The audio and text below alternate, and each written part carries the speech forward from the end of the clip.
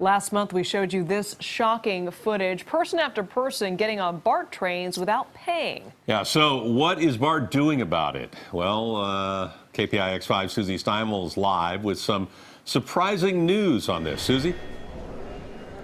That's right, Ken and Liz. So BART is doing what it calls station hardening already. That's adding some barriers like this fence over the emergency exit to make it more difficult to hop over. But what about the actual fare gates themselves? The ones you saw in that video of people hurtling themselves over. They do it during rush hour very bravely, these ones right here. Well, there is no plan in place right now to replace those, even at BART's brand new stations.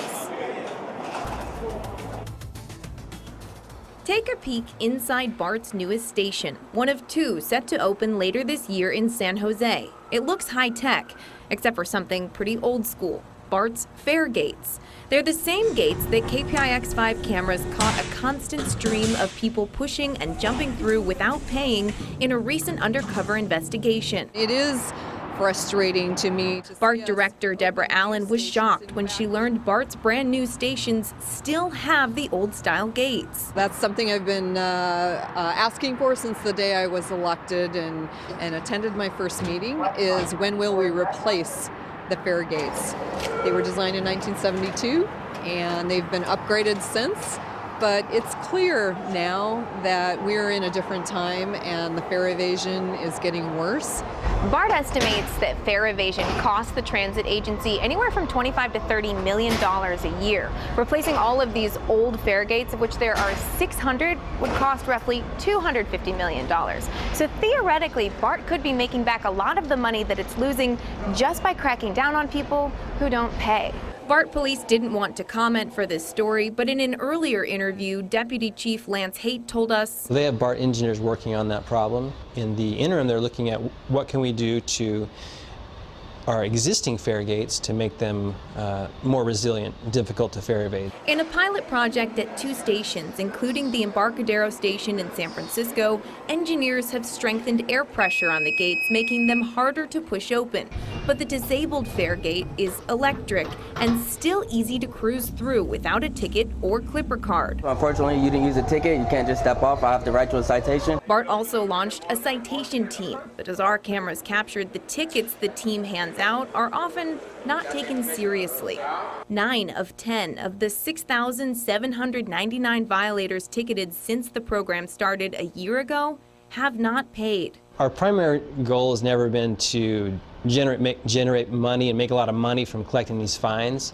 It's really to disrupt the behavior and change their behavior. Have you seen a decrease in fare evasion as the citation team was launched? So again, that's a difficult thing to put a number on. Director Deborah Allen says if there's no proof that citations are working, it's time to redirect the funds. Here we are, I guess a little over a year into it, and we see that people are not paying the tickets, the people who do get the tickets. You know, we see what you saw with your cameras. So I think that we need to rethink that. So the real answer to the fare evasion problem is to harden the stations. Okay, so BART engineers are looking at designs and, of course, cost for fixing this problem. One of the options is adding pressure to these gates to make them more difficult to lift up. That would cost about $15 to $20 million system-wide, but replacing all of the gates at all 600 stations, well, that would cost, again, $250 million, and that is something that BART is supposed to talk about at its next meeting. Ken and Liz. Yeah, talk. People who ride BART and pay for it are fed up with this, Susie, as you know. You've spoken to them. Absolutely. Why is this so difficult for BART to get off its dime and build something that stops these cheaters from costing them up to $20–25 million in lost fares every year? I don't understand it. Every big transit agency in the world has gates that you have to go through. The New York subway has a turnstile. It's not high tech. Why can't they do it here? You're speaking for so many people who ride BART, and honestly, that's what Deborah Allen was saying to us in her interview. She's talking tough about this. She says that it's all about priorities. This is the multi-million-dollar question. Why can't BART fix this problem? Deborah Allen says they can. They just need to change their priorities, and she's even talking about restructuring the budget to make sure that this happens. So we'll see if that happens. A lot of grateful riders if they do.